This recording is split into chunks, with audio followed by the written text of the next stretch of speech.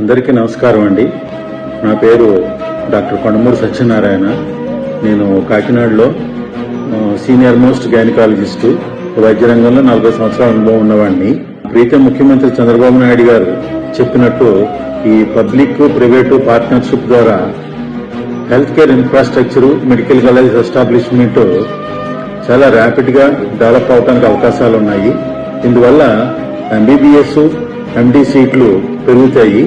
తర్వాత ఈ ఎంబీబీఎస్, ఎండి చదవడానికి మన పిల్లలు విదేశాలు వెళ్లాల్సిన అవసరం ఉండదు. అందువల్ల తల్లిదండ్రులకు ఇబ్బంది ఉండదు.